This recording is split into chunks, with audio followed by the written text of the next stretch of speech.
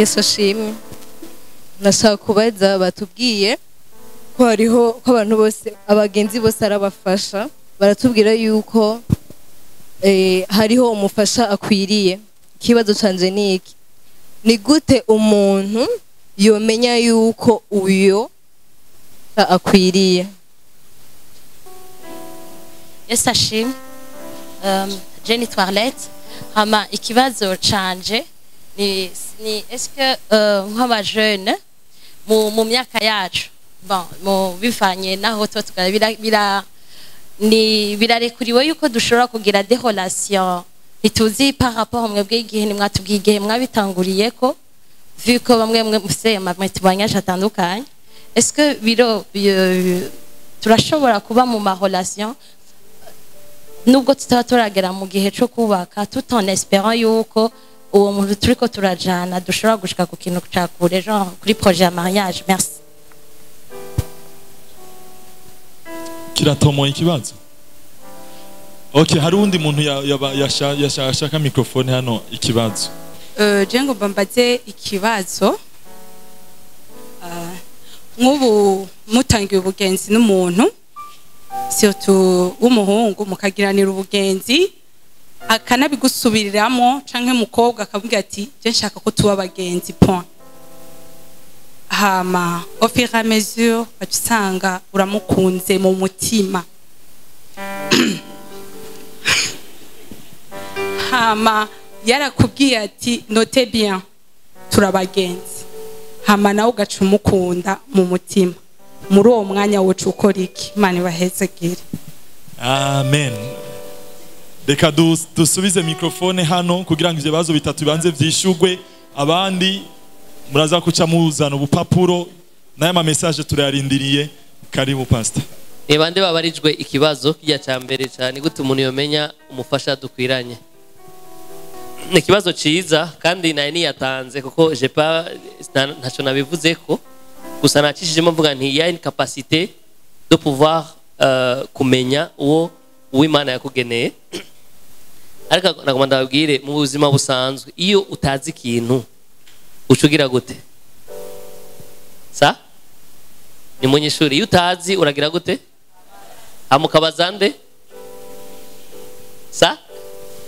Très bien, mwishuye neza mwikomera amashiko mwishuye neza. Ubundi kutaba umuzi wewe ntibisigura ko adahari. Ariko kuba hari utamuzi nibisigura ko atanuma wewe nimba utabizi ahari cyangwa utamuzi nibisigura ko atanuma azi amuzi. Sinzi ko munahura. Hariho umuzi.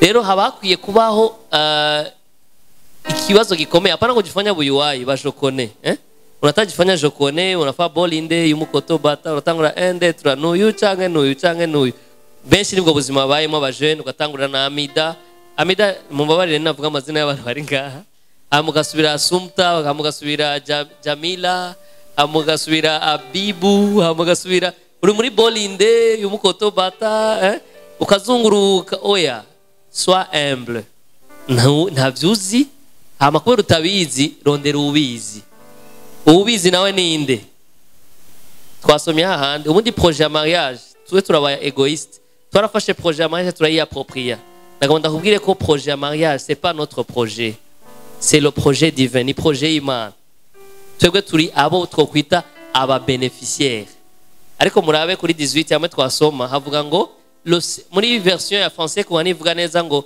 le Seigneur Dieu se dit il n'est pas bon que l'homme reste seul. Mwene majambo umugambi wo kurongora si Adamu yabwiye Imana ati Imana unaona mimi nachoka bana kila siku hivi na hivi ifo nitafutie umufasha oya ni Imana yavyibwiye abimushira muri défi kugira ngo ashobore kumumenya. Réponse y'ikibazo cyawe nuko ukwiye kurondera umuzi. Imana ishimwe ko umuzi ahari. Papa wanje ashobora kuba atamuzi, mama wanje ashobora kuba atamuzi, grand frère, grande sœur cyangwa n'abatoyi banje cyangwa n'ababanyi bashobora kuba batamuzi ariko gloire à Dieu kubera hariho umuzi. Murake gukomera Imana amashi ko hari ubuzi uwo muzokubakana. Sinzi ko kuranahura uwawe arahari. Ashobora kuba ari Bangladesh. Hapana ufabu yuwaye ngo mpaka ngo juni kwa Nyakabiga pastor aragira ubuntu Nyakabiga na Bwiza nani karibu siebe. uzosanga ari kama yuko Kalumabenge atuyui canke Afrique du Sud. Acha sawa uyuai unaanzia wakuduze wakuonze wakunefu tekana uce bugufi urondera umuzi amaguhishurire akubwira hari. Na Adamu vyaramubayeko yararondeye hose akakosa me akanyekeye akasema me vieux mimi nakosa kabisa navyisa amazina mugabo hari izina nabuze ico ndavyita. Imana iramufasha ikiramusinziriza ariko bisaba ko dusinzirizwa bene data ama urubavu rugacomogwa ama rugakogwamo aho dukeneye nitumaze kumubona bitubina kwa butamusana. Sinzi ko nishuye ikibazo cyawe. Pour être direct, Imana irazi imbere yuko jewe murara magnifique Imana ari imuzi.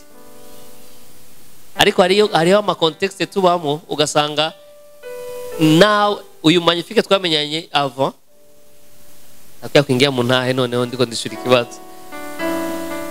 Twari hafi na hafi mugabo ntazi ko ari we. Hari gihe tuba turi blind turi impumyi tutabona abo dukwiye guhura nabo abacu.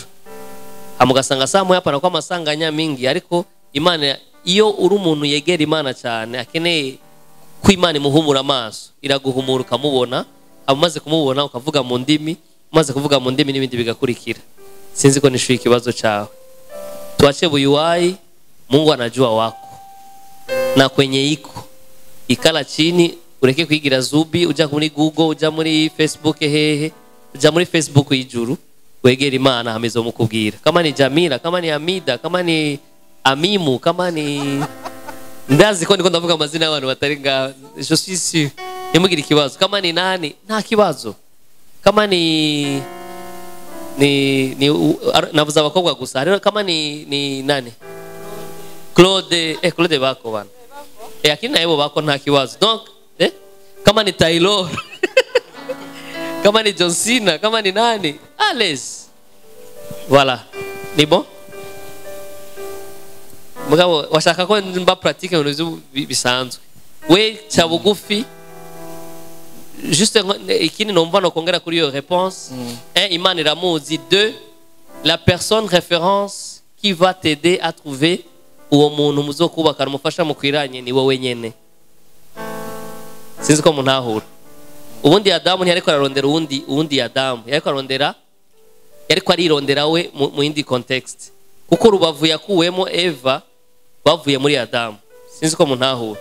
Sasa as long as utaraba wewe wa undi Imana arifise igicapo cyawe gihe yakurema biragoye guhukumenya uwo Imana yakugeneye.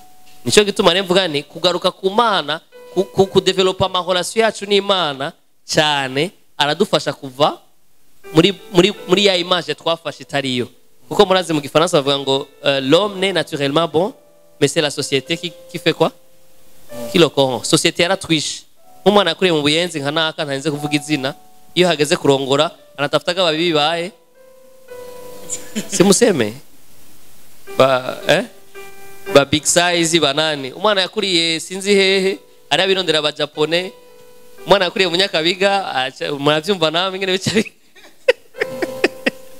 donc aho wakuriye arashobora kuba harakwishe ariko plus ugaruka ku Mana muremyi wawe azi nuwo yakugeneye ahari aragucyorora akagutosora akagushira kuri size nziza hamuzohurana na namba yako urasema wow this is my number. Yesu abahezagira. Rimwe na rimwe twigira abantu bafise amaso iyo hageze mu mafera atari iwacu et surtout mu vyerekeye urugo. Nunganiye ico pastor Joyeuse yaje kuvuga projet ya mariage yappartient ku Mana à 100%. Niwe initiateur, niwe concepteur, niwe tout, niwe mu architecte kuvyerekeye urugo. Uno munsi twese ngaha twigana aba west abantu bo mu bihugu by'abazungu nibo bantu batwirefera ko mu vyerekeye urukundo. Mugabo ndashaka kubabwira yuko 80% y'ingo canke vyerekeye relation amoureuse nk'uko Imana ibishaka ils ont échoué. Faut assumer ivyo tubimenye neza ko benshi mu bo twigana byaranse ikimenyamenya nuko uno munsi no mu mashengero twumva de pasteur bagize ama mariage après yindi mariage, ukumva umupasteur afise umugore wa gatatu wa kabiri bararekuranye wa mbere vyaranse, babaririmbyi babenspira bakomeye benshi bafise abagore bakangaye babiri batatu. Or ça c'est pas si kintu kiri biblique. Je rero nibaza ko twosubira mu muco wa Bibiliya, niho urugo rwatanguriye. Nimurondere de gauche à droite. Mariage yabaye créé par Dieu lui-même, itanguzwa n'Imana, twisoma muri Bibiliya. Naha nyene Pastor Joya dusome, il faut yuko iki kintu utazi nkuko yabivuze ubaze nyeneco kuva mu ntango. Koma choisissa menya gute. Kandi rero histoire ya Joa iratandukanye na gwanje, histoire yanje iratandukanye n'iya Steve, histoire ya Steve iratandukanye n'undi wese yagize mariage. Tout le monde ari unique. Kugira Imana yaduhaye ADN twihariye. Hageze no kuvyerekeye mariage, kumenya ninde Imana niyo ifise mu ruhara. Nibaza ko dufatiye kuri Amos, toujours ndasubira kuri wa mutima, ndumwigisha w'ijambo ry'Imana Bibiliya. Sinkeneye kuvuga Bibiliya ndehoro ya inspiration yanje. Na handi nkura ivyo mvuga vyose ndabikura muri Bibiliya. Kandi nimba mwaje kutwumviriza nuko muzi yuko mwemera ivyo tuvuga, sivyo? Jewe nemera neza yuko ama relation yose ari amical ari na amoureuse hategezwa kwanza kudefinisa kuvugana. Arlette bigeze bishitsaho uvuga uti dutanguye une relation amicale, il faut définir ico kintu. Hama toujours ivyo muvuganye il faut ko mwama muvyumva kumwe, nihagire ugira imvugo itandukanye niyo mwavuganye mu ntango. Ndabibutse kiraza gukora kibazo ca gatatu, birashika aho umuntu mumarana umwanya munini upruva muri wewe agatima ko kumva akuhimbaye. Mwibuke yuko uwo mumarana hariho urukundo ruzanwa mu ma emotion yacu bivanye n'umuntu aguha umwanya. Niwe musangira ibibazo kwera n'umugenzi, niwe muvugana ama expo mwagezeyo mugacelebra hamwe, niwe aba hafi mu bihe vyawe vyose. Bigashika ahantu ukitiranya amitié n'urukundo. Wewe kubera ko vyakunaniye kujera engagement yawe kuri uwo mugenzi wawe, kuko si ondi abagenzi. Bibiliya ifise ubugenzi bwinshi, muri buka ubugenzi bwa Dawidi na Nathan na Yonatan. Bwari ubugenzi bw'abajama babiri bari bumvikanye ko batazohemukirana, gushikaho Yonatan papa wiwe agomvye kwica Dawidi kwera ishari, umwana akaja kuvuga amabanga ya se ngo akize mugenzi wiwe. Ubwo bugenzi nibwavuga yuko bategezwa kugira mariage. Hari ubugenzi bwinshi muri Bibiliya utwereka abantu bamenye kujera neza ubugenzi bwabo kandi bagakorerana vya bindi vyose byo kudahemukirana. Rero rimwe na rimwe hari igihe bivana uwamwe wibuka ko igihe cyose mwavuganye n'umuntu ugashaka kwinjiza ico mutavuganye, iyo ni trahison. Uweje kumutrahisa haba haheje kuba trahison. Simvuze ngo nimushobora gukundana, muga nimba bishitse subira kandi mu bidefinise, subira kandi mu biyage. Jewe nguma numva ikintu ntarimenyereye kuri wewe, sizi ko tuvyumva kumwe. Hamava yuko umubwira subira wiyumvire za questions ziri critique. Est-ce que uyu muntu aguma numva ndi faible kuri we? Niwe muntu Imana ikirambwira subira kuri ca kindi pastor yeje kuvuga.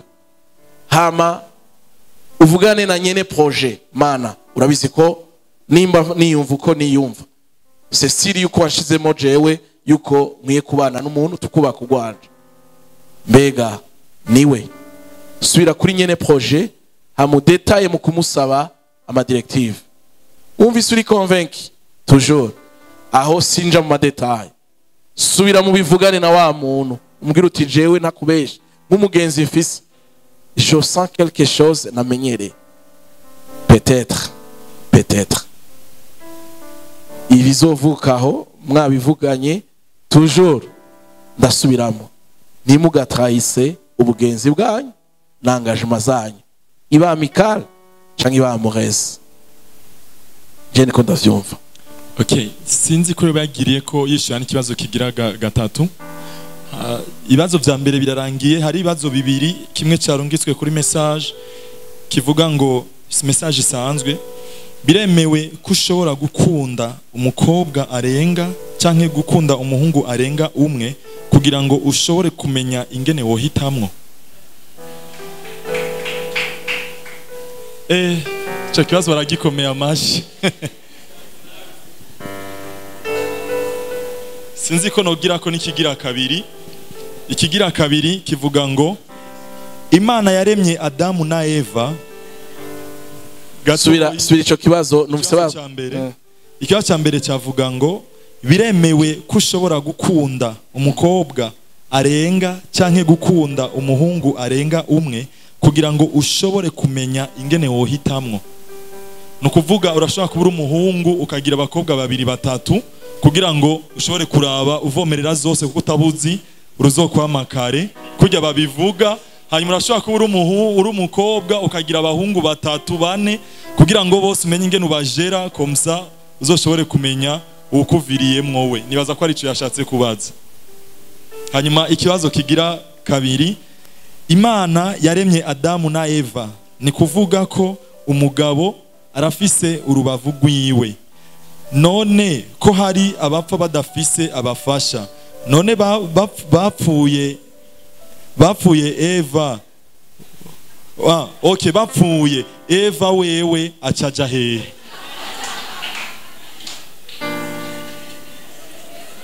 Icyo n'ikindi kibazo cyabajijwe. Nibaza yuko nagisomye neza nubwo ikritire itanyoroheye. Ndagisubiremo. Ikibazo kivuga giti Imana yaremye Adamu na Eva, ni kuvuga ko umugabo arafise urubavu rwiwe. None ko hari abapfa badafise abafasha, none bapfuye Eva, ari akani yashyize ko ngo Eva sha bobo baja hehe? Twavuze bitatu, nsoma ikindi gira gatatu canke ndeke ivyo kwanza. Katugize turagira bibiri komsa tutaravyibagiye. Eva mbeko yavuze Eva gusa Adamu wewe bica bigenda gute? Kandi abagabo nibo bapfa cyane. Intambara nizo zitwara abagabo. Zako cabaje umukobwa. Reka kuri kijya kibazo ca mbere ca Bolinde babiri batatu bane kugira ngo peut-être we never know, muri bo arashaka kuvamwo wawunde Imana yaduteguriye. Sishobora kuvuga ngo sivyo canke nivyo, ariko ubundi urukundo ni rumwe nkuko pastor yabivuze, kandi urukundo ntigwicuza. Bijya bintu twama tuvuga na bivuze kare, mvuga nti kamuvuga ati ngo narakundanye na naka ngo turahebana mukankana urunuka. Ubundi wo wakunze ugeze ahantu umwanka ntuba waramukunze. 1 Corinthiens 13 je crois gwera ku murongo wa mbere kumanuka baratubwira icyari cy'urukundo. Urukundo ubundi rurafite ama contexte d'expression. Nibaza ko ari kimwe pastor ariko aravuga, mukavugana n'umuntu nimushaka kujana n'umuntu mutasezeranye. Donc il faut kumenya contexte y'urukundo muri mwo ugwarigo. Ni kuvuga ariyo contexte ari ivyo bita les 4 sortes d'amour, mugaje sindavyita ko vuga ko ari ama contexte amour yexprimamo. Gwa rukundo ni rumwe. Gwa rukundi Yesu yadukunda, nigo abagabo bahamagarira gukunda abagore babo, niko natwe duhamagarira gukunda hagati muri twebwe, ariko uburyo bw'exprima nivyo biza bitandukanye. Hariho urukundo je nshobora gukunda nk'akarorero mvugende Josiane umwe ngaho ariko aramodera, biratandukanye cyane contexte ndamukunda. Urukundo ni rumwe, ndamukunda uyu cyo kimwe n'uwo nkunda uyu, ariko contexte d'expression hagati ya iyo contexte nkundamo Jojo na contexte nkundamo ma femme magnifique biratandukanye. Sinzi ko muntahura. urukundo rero ntigwigera rwivuguruza. Rero ivyo byo kuvuga ngo reka nkundane n'abantu batanu, ama peut-être hagati muri abo batanu duca nkuramo umwe, abandi nishe n'abashira dokote mba babaye ibihara, bavyita bihara ntivyatotse, yatotse ni imwe ni aho buri wamaze gutakaza umurongo. Aho nuba wakoze cya kintu kivuga ngo urukundo ndiko ndabakunda. Harakarimbo narumva kera bavuga ngo Fanta na Amina, je ne vois pas laquelle choisir, ngo Fanta ngo yari mwiza, ama Amina nawe yari mubi mu buryo physique mugabo afise imico myiza. Fanta nawe physique ma yari mwiza mugabo afise imico itari myiza. Daso mugabo aje ahantu aba muri dilemme. Mina mutaka yaba vyashoboka Fanta na Amina nkabashira hamwe bakaba umuntu umwe niwe nari guhitamo. Ariko rero je ne vois pas laquelle choisir. Ndabona Amina afise imico myiza mugabo akaranga sikirenga. Ama ndavye Fanta nawe afise karanga kabisa ahaciye abantu bose baravuga ati respect. Ariko imico yiwe sikirenga. None ntorende. Ariko arabaza muri iyo ndirimbo sinzi ko pastor yibuka nakarimbo ka kera. Ngo aidez-moi mes amis, je ne vois pas laquelle choisir. Rero ugiye muri ivyo bintu vy'ama unajifamu yuwaye ugire choix. Ngo naka ukabashira hamwe ugira ngo utore. Uzosanga uyu hari ivyo uzosanga ukunda mugabo hari n'ibindi usanga udakunda. Uravye uriya nawe hari ivyo usanga ukunda n'ibindi usanga adakunda. Bamaze kuba bane batanu choix izoce kugora. Ni hamwe cyo uvuga ngo urubuzi inkware rugira gute? Uzoca uvumbukana igihuna, hama maze kuvumbukana igihuna yo urumva bizokurikira. Nivyo bica bivyara vy'ama divorce mu nyuma canke ama infidelité n'ibiki. Ariko le projet nkuko ari y'Imana, ega Imana iramuzi. Ngoma ndagisubiramo. Uwawe Imana iramuzi. Ico kirakwiye kuturemesha tugashira ibirenge hasi. Hama cya kabiri façon izo dufasha kugira ngo tumumenye biri very simple. Societe yaratwishe nk'abanyafrika bose tuzi ngo abantu beza ubameze gute? Umugore mwiza ameze gute? Umugore w'inzobe. Siebe papa. Ngo abagore beza n'ab'inzobe. Jewe umugore wanje mwana mwita ko ari c'est une métisse noire. Ubundi nanje ico kibazo cyari caranteye. Je navuga nti ntarongoye umumetisse. Umumetisse nzorongora umukobwa w'inzobe uhaka kwiyenda ko ari umumetisse kujya kwa docteur hari inyuma. Niyo yari amagu yanje à l'époque. Ariko Imana ikirampindurira mu buntu bwayo irafite ukuntu yabikoze cyamura n'umumetisse w'igitangaza. Iraformata disque dire y'ubwenge bwanje n'ibiki kandi rero birashaka kuba ari ibintu biri simple mugabo birashaka nakubise 7 ans ndi muri yo ntambara ndiko ndagwana ndondera umumetisse pendant 7 ans s'il vous plaît. Or que la métisse là que Dieu yanteguriye kuva kera yari impande yanje pendant les 7 ans. Umunsi Imana nyugura amaso ndibukana ni mu Buganda nagiye mu vy'akazi ndi muri hotel naranze n'indirimbo ijanye n'ivyo. Ndavuga ni Imana ndakeneye ko umpa haja ya moyo wangu wa wundi ankwiriye kandi abereye. Umunsi na demisiona mvuga ati Imana ndabonye ko ndakayuwaye ndashize hasi ndakeneye kumfasha ugo rugamba. Nico gihe natanguye kumva ibibogaboga Yaciye numva ibintu bitanguye kuduga kuri uyu muhigeme uyu mufasoni kandi ntari bwigende ndavyumva n'umusi warimo. Rero igihe tuba blind tuba impumyi bitewe nuko ari twavyiteye tukikwa flexible tureke ubuyuwaye bugufata gutondeka Amina A B C D cya bugufi wegera Imana Imana izoguhumura amaso amikwereka umuntu we izomuguhuza nawe mu nzira imwe canke yindi.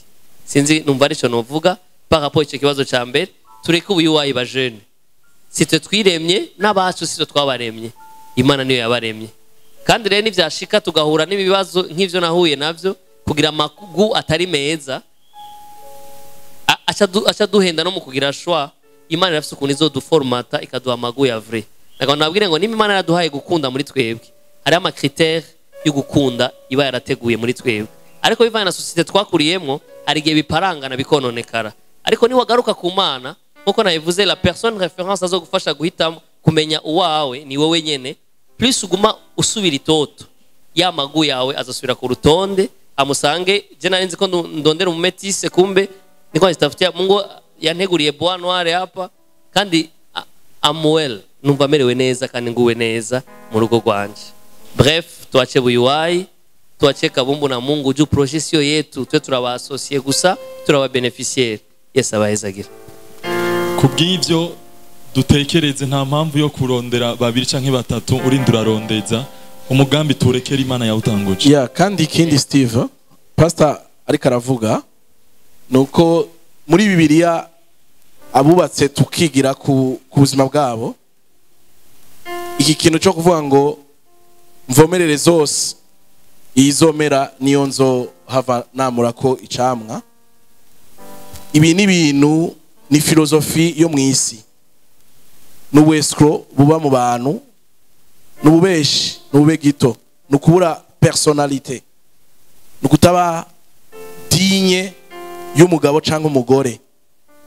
Mbere urateye amakenga yuko niwanubaka la fidelite y'urugo uzoyizigama vya vrai, nivyakorohera yuko uvomerera zose umugabo niyashikarira wa n'ikibazo uri umugore wari wavomereye zose bizokorohera yuko ugururira bose ubuzima bwawe bw'urugo, niho haviramo na vya bindi twita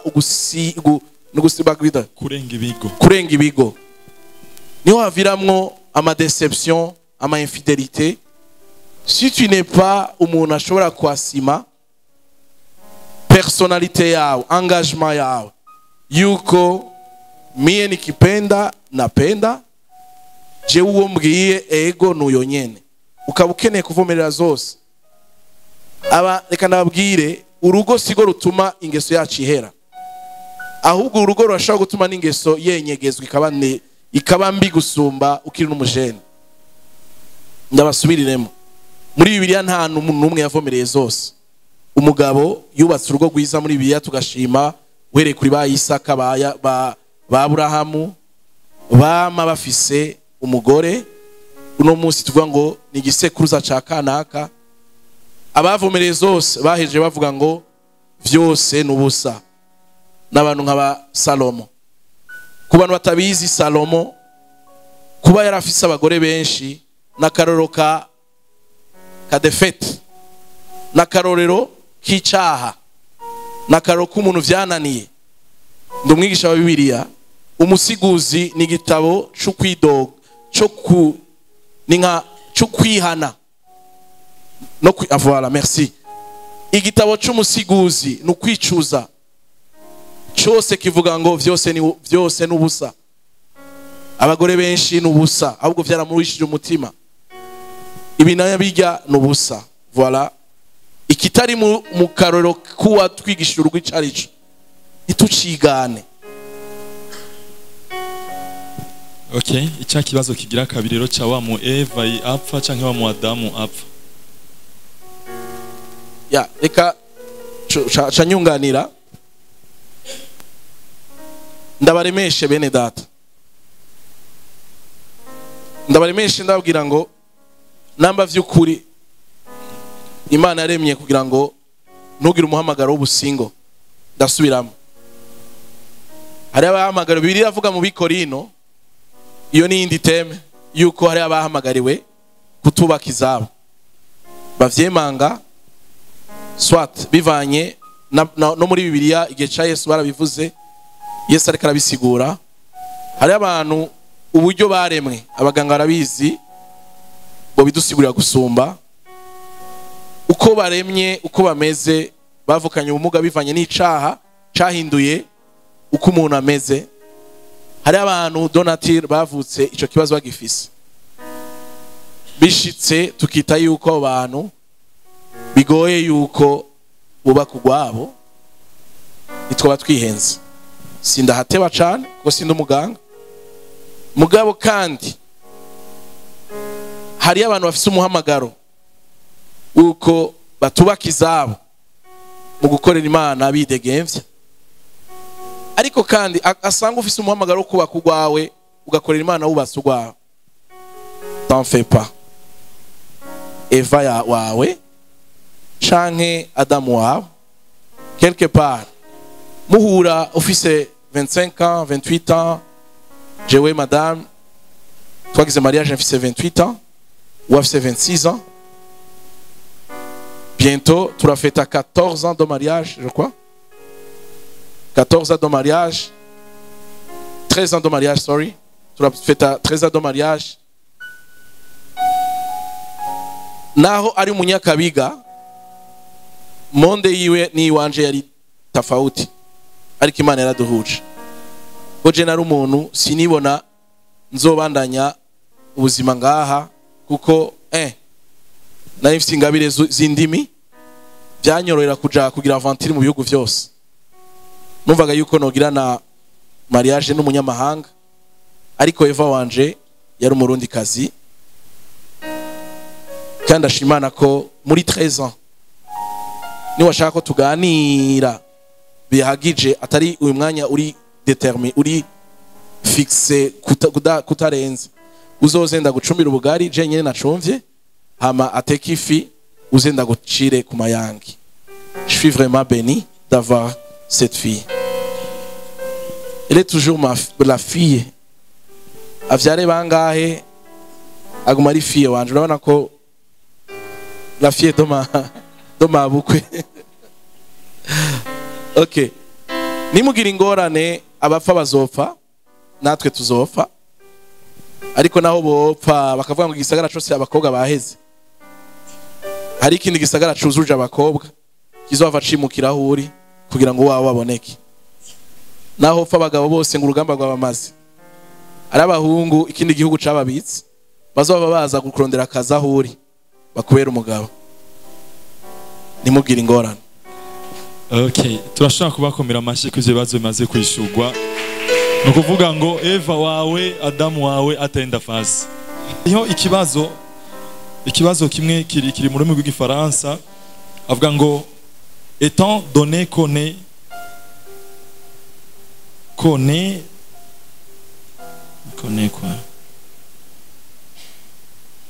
ibintu bidasindabibona neza.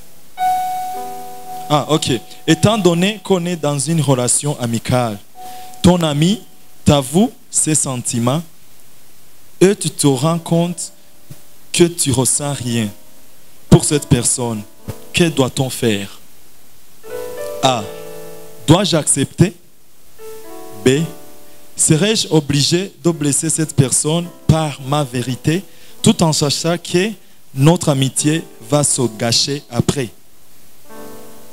Yaciye abaza kandi kabaza ngo à quel âge est exact de commencer une relation amoureuse?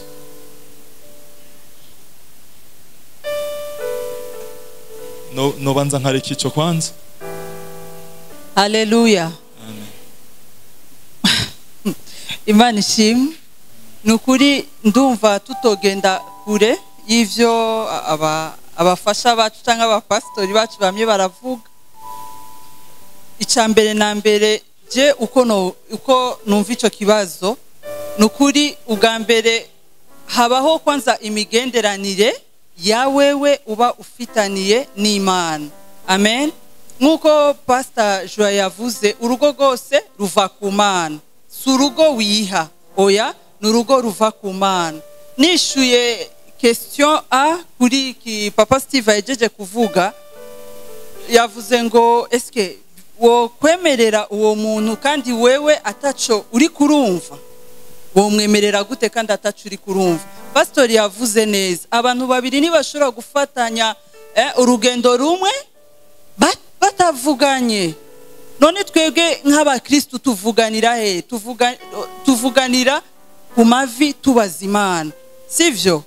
Ico kintu uba wumvise ko atanakimwe uri kurumva, kuki woja ngira ko nishurana be, kuki woreka kumukomeretsa hama hari imbere ukazoza guhura n'ibindi bibazo udashobora gukemura?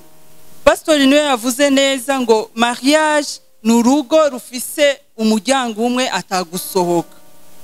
Urumva wewe ugize udusantima twawe ukamwemerera, umenye ngo ntavyo uzovamo, uzoba muri yo gehenomu imyaka yawe yose mpaka ugende gufata ugwerekeze ku mpande. Ariko ni waba umukristo mwiza yumvira Imana, afitanye imigenderanire myiza n'Imana, ntuzokwigera ugira urugo rubi. Ndabibabwiye, ni muba abakobwa canke abasore bafitanye imigenderanire myiza n'Imana, nukuri ni muzogwa amutanguka moba, oya muzogwa heza. Amen. Muzogwa heza. Mureke kwiyumvira ivyo vyose, kuvomera zose, kureka kubabazanya. Mubabazanye kugira ejo muzobeho neza. Amen. Mubabazanye kugira ejo muzobeho neza. Kuki wo mwemerera ngo kubera gutinya ubwo bugenzi bwanyu? Ubwo bugenzi butubakiye kuja kwijambo ry'Imana, canke ubwo bugenzi butubakiye kuki Imana iri kwirakubwira. Erega nimwibaze ngo ngaha twese ngo bibavyera, oya. Kuko tuzi ico twabwiwe mu ngo zacu. Iyo bitaryoshe dusubira kuri source. Wewe uzokwinjira muri relation ataci Imana yakubwiye, umunsi bizoparangana uzosubira, uzoja kubaza nde? Azokubwira iyo ntambara nibwo weje sindayirimwo. Bakobwa, nubwo uzobushikanye 50 canke 40, Imana izozana. Imana iri kwirakura abo muri Australia ikabazana. Imana iri kwirakura abo muri Canada ikabazana. Kubera abanyu barahari. Nta bwoba. Amen. Murakoze. Imana ishimwe cyane. Kugira ngo muce mukishura, yavuze ngo à quel âge est exact de commencer une relation amoureuse? Ni ku myaka ingaho umuntu yoshobora gutangura? Reka bishure AB hama turaza kubunganira ku camaje. Okay. Imana ishimwe cyane. Nimwibaze ngo aba mama batinye kuvuga canke baretse kuvuga, turafise ijambo. Imana ishimwe cyane. Mama pastor yabivuze neza, ico kibazo gihejeje gushikirizwa, namye ngerageza kumviriza ibibazo vyagiye biza. Ico kibazo cabajijwe, numva hako winjira muri relation, hako ugira imigenderanire relation amoureuse n'umuntu uzi ko ubundi urukundo ni reciproque. Uko avyumva nawe utegezwa kuvyumva. Kurya nyene bibogaboga muri wewe, nawe niko ategezwa kuvyumva. Sinumva rero ingene wewe worinda wumva uramukunda cyane, wewe akagera ahantu umenga nta kintu na kimwe kiraba. Ubundi biri reciproque, ubundi uko avyumva niko utegezwa kuvyumva. Rero ico kintu cyo kubriza numva ahubwo vyocika mu ntango, nkuko mama pastor yavuze, vyocika bikaba bibi, umuntu agakomereka, hako uzogenda kwicuza harabaye mariage. Kuko urugo ni kindi gihugu, ni yindi ntuze. Utegerezwa kwiyasura neza ko winjiye mu rugo n'umuntu muvyumva kimwe. Ikindi nagenda avuga, baraza kwishura kucerekeye imyaka, ariko je ndafise akantu gatoya nagomba gupartaja icerekeye abari muri relation. Imana ishimwe cyane. Abari muri relation bari ngaha. Doctor, abari muri relation hari akantu kamwe kagiye kamfasha, kandi igihe ntabikurikije nisanze muri danger. Abantu bari muri relation mwirinde cyane gukita ahantu hari abandi bantu. Muje ahantu bien sûr mu gihe mutarafata decision, mutaragera kuri projet ya mariage. Imana ishimwe cyane. Aho niho havamwo gukomereka, tukisanga mu bintu kubera iki twabanye umwanya munini ahantu hatari abantu, tukicarana ahantu hatari abantu, canke nubwo mwogira izo projet vraiment iyasure ko muri ahantu, kuko hari ukungene bikwegana, hari ukungene usanga rwa rukundo mugiye ahantu hatari abantu mwisanze muri caca. Imana ishimwe cyane. Ivyo vyantwaye ahantu ku buryo navuze nti umunsi nzoba umumama nzogerageza gutemwanya, kuko igihe cyose na couple nari ndimwo canke engagement nari nafashe, nagiye kure y'ahantu hari abantu, genre tugiye ahantu hari umwijima canke ahantu twisanze turi babiri, franchement muri sanga mukino. Rero abantu bari muri relation mwirinde kugira ngo muzogire témoignage nziza mu rugo. Imana ishimwe cyane, mwirinde. Ikindi naco ndagomba kuvuga, abantu batari muri relation ngaha, abatari muri relation, abadafise abo bakunda, biriho, nta cyaha gihari. abantu badafise abo bakunda canke badafise abo bakunda none abari muri relation hakiri herekanye umwe docteur gusa abari muri relation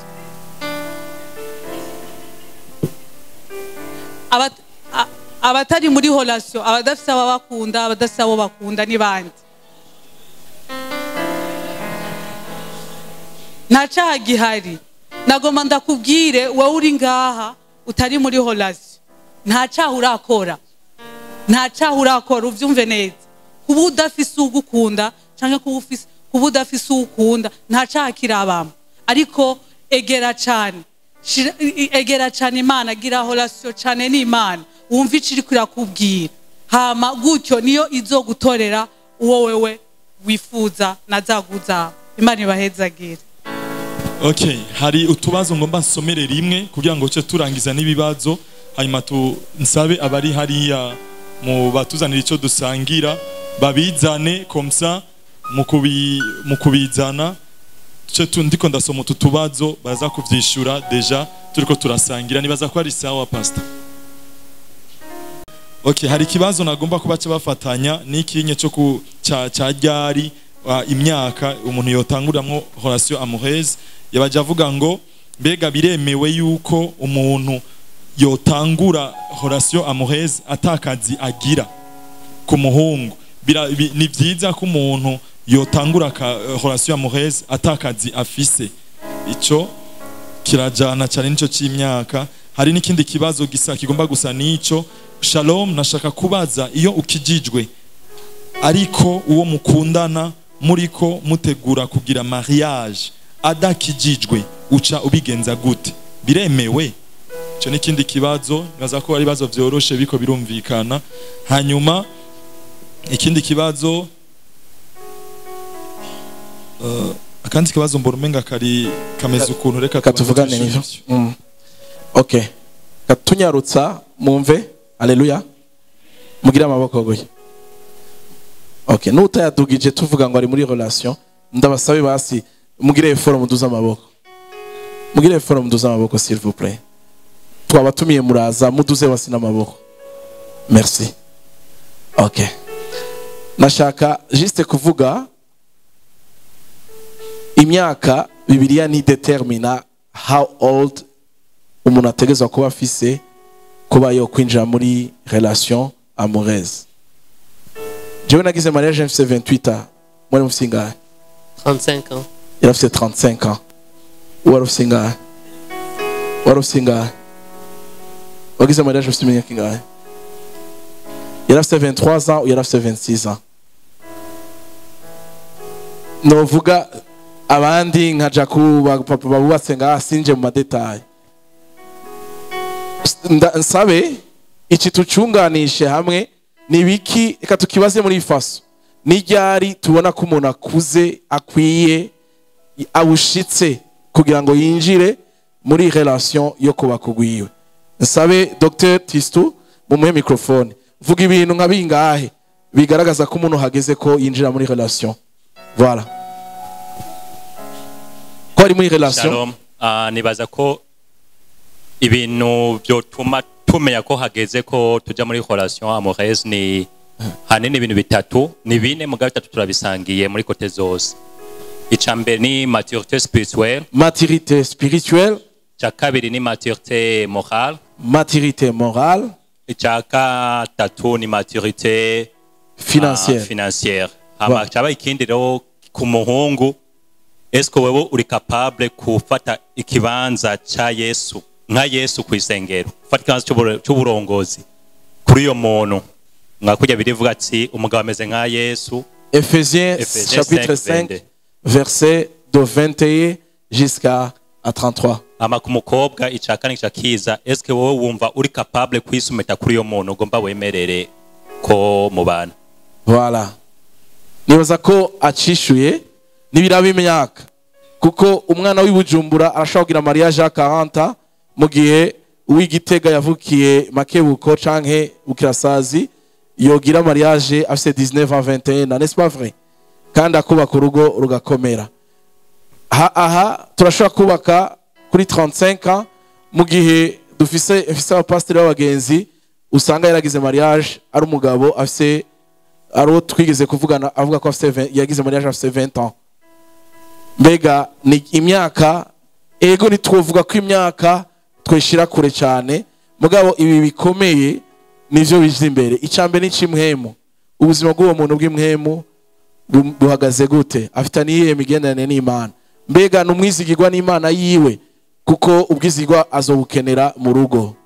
Mbega ubuzima bw'imwemo bwiwe kuko namambwira abantu urugo ruri beaucoup plus spirituel que physique. Iyo rutarongowe neza mu mwemo ruzorongorwa nabi mu mubiri. Voilà, umuntu akwiye kuba équipé spirituellement kugira ngo aze kufasha urugo mu buryo buri physique. Na rero mvuga ni moralement ivyiyumviro vyiwe ari perturbé kuko hari umuntu usanga ahuzagirika. Leo alipendana na Catherine, kesho anamuheba Catherine juu alikutana na Semia Yulu. Catherine avugira hejuru agaca afatana n'undi ivugira make avuga hasi yitwa sinzi Alice, ejo akareka Alice kubera asanze Alice yirabura we ikeneye w'inzobe. Uwo muntu ari perturbé moralement. Est-ce que il sera capable yo kudirija urugo moralement? Ivyo se n'ibintu umukobwa umuhungu bose turabiraba. Voilà, ni na financiel kica kifasha. Mbega umuntu yo kuja muri relation mu gihe tuzi ko adafise akazi ego kandi oya. Mbega umuntu adafise akazi yogira relation ego kandi oya.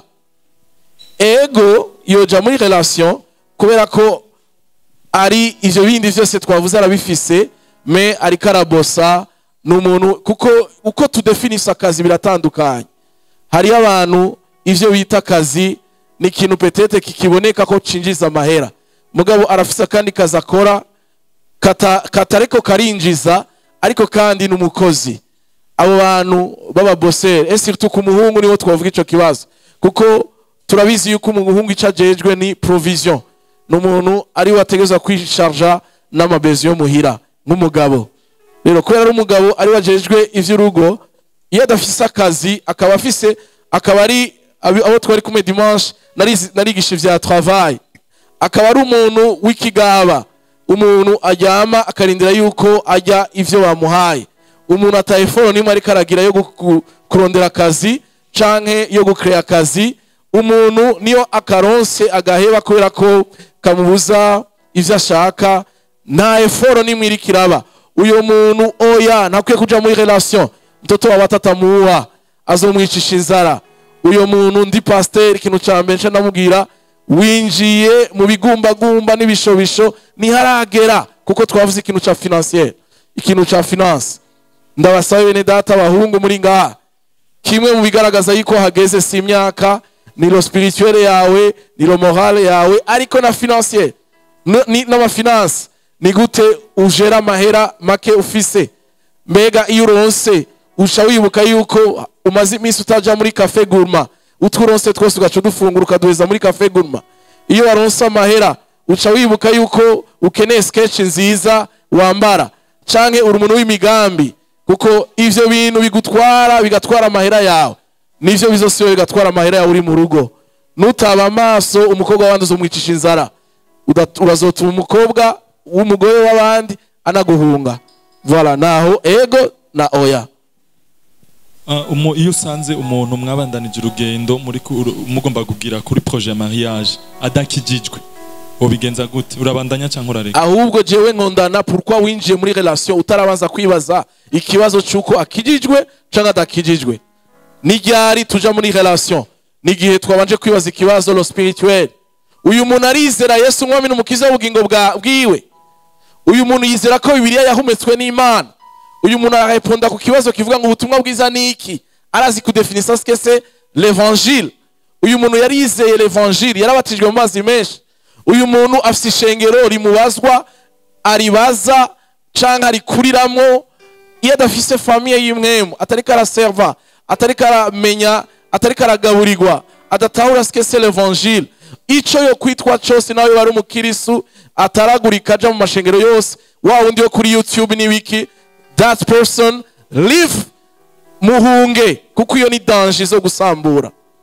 Ok, ikindi kibazo cyavuga ngo est-ce que ça peut arriver que deux individus dans une relation amicale qu'ils puissent se retrouver dans une relation amoureuse d'un coup cishuwe ego birashoboka mu gihe mwese muko muvyumva kumwe wa wundi umuhungu bijya asanta ku mukobwa n'umukobwa akaba vyumva la ya relation amicale irashobora kubandanya ari relation amoureuse ico cishuwe nibaza ko ariko cishuwe.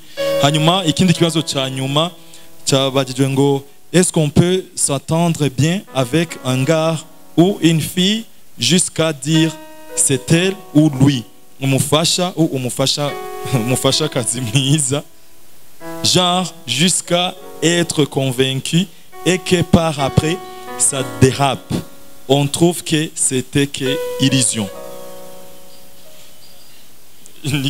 Bon, ikibazo yaciyavuga ni ikibazo genre yabajije ngo urashobora kuja muri relation n'umuntu mugatangura mukajana hanyuma wewe ukabona yuko ari we muhungu canke ari we mukobwa mukwiriye kubana inyuma y'igihe hanyuma ukazosanga donc ukaba convaincu yuko ari we hanyuma après bikononekara ugasanga ni illusion gusa wari ufise. Birashoboka. Bon, inyishu personnellement novuga byarambaye ko narifise umukobwa yari umugenzi au départ yari umugenzi nyene amicalement twari dufite des relations amicales kandi twarafashanya bitari bike naramufasha akamfasha tukayaga ku buryo nta mailision yandi yari arimo mugabo par après umuntu arabatante yukumva umengo umuntu tuvyumva byose kumwe tubitahura kumwe eske ntashobora kuzombera umufasha mwiza gusumba babandi ntazi ama un jour X turavugana ndamuproposa cette fois si tubona gute dufashe urugendo rumwe mugabo aranyemerera turatangura urugendo mugabo nagomba ndabwire ko à partir de ce jour là ikirere cyarahindutse donc ya bwa buryohe bw'ubugenzi bwaratakaye hamwe twicara ndibuka twaricara umunsi umwe twarabaza naramubagira ati mbega ko mesha ndakivuge gute twaricaye tuko turayaga twara twicara tuko turayaga mbwa nkumva umengo nta majambo mfise ndamubwira nawe nkamuraba de son côté tukamera nk'ibibubu nyene bibereye amandamo ati none wewe bimeze gute ko muri umengo ntibikimeze nka kera kumbe exactement ikibazo nagize nico nawe nasanze yaragize ko réellement twari sincère je nari sincère mu mutima wanje nawe ari sincère mu mutima wiwe mugabo kubera twadeplashije ibintu urukundo twakundana turutwaye muri contexte itariyo acaba contretemps ibintu biraparangana byabaye ngombwa ko après 9 ans plutôt 9 mois tubivamo gati mugabo rero nimba dushaka ko bibandanya neza reka tubireke twisubire muri bwa buzima bwacu bwa kera ko nibo bwari buryoshe gusumba ubu turi mu no munsi ndagomba ndabwiza ukuri tumaze gufata iyo ngingo ibintu byararyoshe birasubira normal rero birashobora gushika ugasanga wihenze tu te trompes mais umuntu agiriwe ubuntu akabimenya hakiri kare mutaraja muri mariage ko umaze kwinjira muri wa muryango babiheze uzobaho genomu imyaka yawe yose yo kubaho donc nta voie de sortie baho rero personnellement igituma nababwiye kare ni wa wundi nababwira ko ubu ndamukunda gusumba uko namukunda ava kuko yaramfashije ndamufasha uno munsi n'umumama afise abana afise umugabo nanje ndi umupapa mfise umugore mfise n'abana uno munsi yo tuko turayaga elle n'est plus seulement une amie pour moi c'est une sœur tuko turayaga c'est ma sœur turayaga tukinjiranamo ukumva ko hari ubucuti butari bwamundi bwo guspekira ibintu canke ibindi rero nibaza ko biba byiza kumva ijwi ryo mu mutima la conscience yawe iri kiragutwara ntiwiteho ku maspekulatisha umukobwa mugabo ni mwiza vraiment cyangwa umuhungu ahagaze neza ugasanga ugiye muri ivyo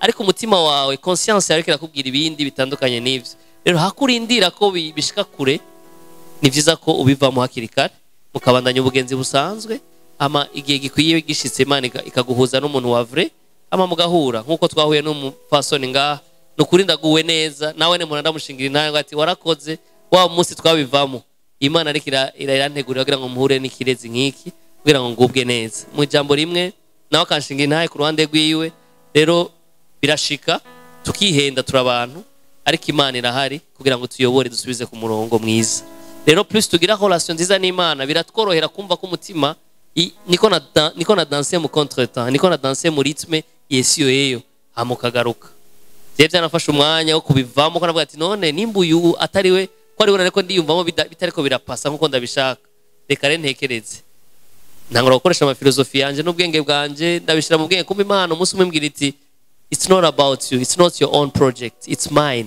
Rero reka ndabitwara uko ndavyumva ama ni wandekurira uzobona Imana ikora bikomeye.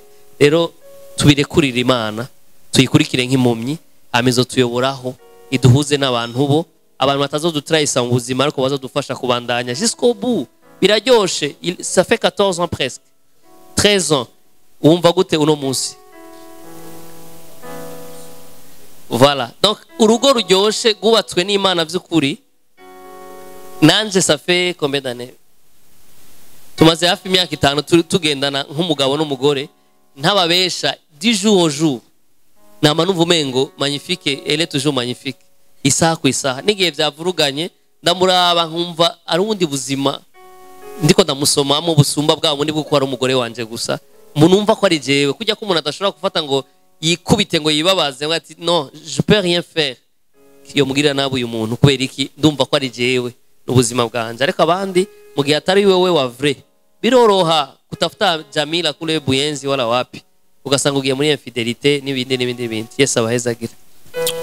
Okay, turashobora kubakomera amashi kuri umwanya mwiza twagiranye n'ibihe vyiza cyane. Skize Steve umbabarire hari ikibazo cyagumye kigaruka nasanze nacibagiye mu mutwe kivuga ngo umenya gute wawe wa vrai. Ava yuko urondera uwawe wa vrai banza ube wewe vrai. Banza wewe ubwawe wikontrole eske jewe ndi digne yo kuba cette personne que naramenya canke ndiko ndarondera.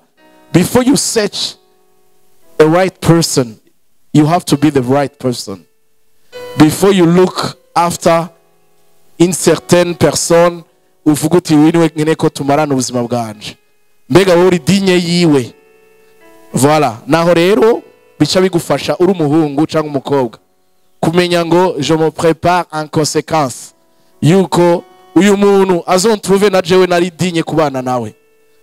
Uco wiprepara uvuga uti ko nkiri umukobwa ivyo bintu ntarabijamo nabonye amaboko menshi nataraja muri relation ko dumuhungu ntarabijamo il faut ko ni prepara avec des principes ngira ama principe agenga ubuzima bwanje ngira ama principe aziga mu busore n'ubwigeme bwanje kuko iya une personne quelque part Imana ikirategura ni hashika yuko twinjira muri relation gushika kuri 13 ans uno musi umbwiye temable bo gusubiza inyuma utaramudraga koko ni ma femme utaramudraga umugore wawe kana Claudine ari quelque part ukabona filme ya 13 uko muzoba mbega usubira ukamudraga haki ya Mungu nazarudia tena na mudraga tena mara mingi sinotakaza n'umwanya ahubwo no kwiruka umwanya wose nataye nka saving. Voilà. Okay. Gatoyi Steve, gatoyi. Hari ikindi kintu tutavuze ko mugabo je peux appeler attraction physique nitwakivuze ko mugabo kenshi cyo kidufata ukuntu ateye ukuntu ameze ni boga rahagaze neza undi nawe ngo yiko na mataye wala iko hivi ungeni mwekunda ungeni mweusi ivyo ubundi biza en troisième position.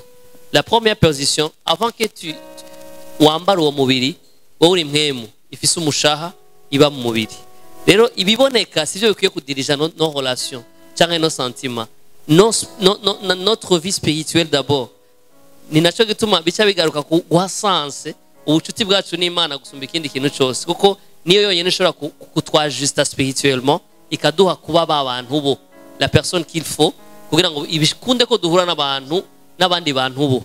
Iyo ni dimension ya mbere. Dimension ya kabiri au niveau de l'âme hari ivyo vyiyumviro hari ivyo uburyo bwo kubona ibintu kumwe. Murazi ibaze nk'akarorero urongoye umugore atazi Kirundi na a atayazi nawe ukaba utazi icongereza atana a uzi mwibaza ko au niveau de l'âme muzokwemeta kuri même longueur d'onde biragoye bisaba iki rero birasaba ko au niveau de l'âme mubone ibintu kumwe bya bindi bya sino muzosaba ngamubaye nka babandi ni mama nakuba mu rugo bashobora gufa colgate umaga afyondera hejuru undi agafyondera hasi umaga avuga ati je nkunda umuntu afyondera hejuru undi nagavuga ati je nkunda duhere hasi ugasanga kubera mutabone ibintu kumwe ewana yita kwa vita ugasanga umuntu atashe undi aragize iki rero au niveau de l'âme na nindi dimension dakwiye kuneglige ama icyanyuma ibi twokwita plaisir nani sexuel ni ibintu biri secondaire nakandi Imana yishiriyeho gusa kugira ngo tubeho ubuzima buryoshe bituryohereza ubuzima akini siyo ndo principal rero ayo mataye hari umunsi azogucikira ibindi bintu ubwo buboga hari umunsi azobubona mu gihe au niveau spirituel bitari bien aligné au niveau de l'âme bitari aligné no niveau nani physique bizokubana urudubi wibagire ko wigeze kumukunda usanga ya mataye nyene uri kurakubita amakofi ya nzobe niri kuragira nabi rero nico nifuje kongerako ama tumenye ko spirituellement tube aligné au niveau de l'âme naho ne tube bien aligné ama na physiquement ça va s'aligner bizogenda neza esa bahezagira. Haleluya, haleluya. Bon, murakoze cyane ku kigoro mwagize ku vyiyumviro mwatanze kuri partage yanyu mwakoze cyane. Mana dufatanije umutima hamwe nk'abantu bahaye akaryo n'ubumwe bwo kuza duhuza umutima n'inama mu kuganiriza abatonya bacu, mu kuganiriza inshuti zacu, mu kuganiriza abavukanyi bacu bari imbere yacu batwumviriza. Ni turi abantu b'ibitangaza kuba twabahagarara imbere twababwira ko twabaye ibitangaza. Turafise aho vyatunaniriye mu busore bwacu tugatsitara, turafise ivyo twitwayemo nabi canke natwebwe twarabaye vulnerable mu bintu bimwe canke ibindi. Araho twananiwe, araho twashoboye kugira ngo bitugumize kumenya ko turi abantu dukwiye kudepanda ku Mana muremyi wacu. Aba bakiri bato ubarinde gahunda zitari zo n'abantu batari bo, ubarinde ama decision mabi, ubarinde ubugenzi bubi, ubarinde ama relation amicale mugabo wanyegeje umuriro wo kubaturira ubuzima ubujene bwabo. Bamwe abavyeyi barabayinvestijemo kugira ngo babakobwa beza. Ubarinde databuja abo Satani akoresha nk'abahungu kugira ngo bonone ubwigeme bwabo bwiza abavyeyi bafashijemo. Abasore bari ngaha ubarinde abigeme bafise mwami data esprit nk'iyari muri derira yo kugusha abahungu bifuza kubaha Imana. Mu izina rya Yesu Kristo. Mana ndasenga wowe washoboje Yosefu guhunga aho bikomeye, uzo bashoboze guhunga kuvuga no aho bisaba kuvuga no, kuvuga wi aho bikenewe ko wavuze wi. Mana ubahe kuja mu nzira yo, ubarinde inzira itariyo. Mwe muyera uyobore muri ico gikorwa. Turakeneye kumva inahe yuko iki gikorwa kiri hambo cyakozwe no munsi, kitarimwe ibikavyo, kitarimwe ibintu bikomeye. Iki gikorwa giciye bugufi wadushoboje guhagara imbere yabo tukaganira. Iki gikorwa wabashoboze kuba ngaha umunsi umwe azavuga ati narumvise impanuro ziramfasha uno munsi nubatse neza. Turakeneye kumva inahe après 60 ans bavuga ngo uhoraho yaravuganye nanje biciye muri kijya kiganiro, nanje bituma ngira urugo rwiza. Abana bakavuga ati kwira kijya kiganiro abavyeyi bamye batubwira mwabakoresheje byatumye tuba abana beza bafite abavyeyi beza. Mu izina rya Yesu, amen.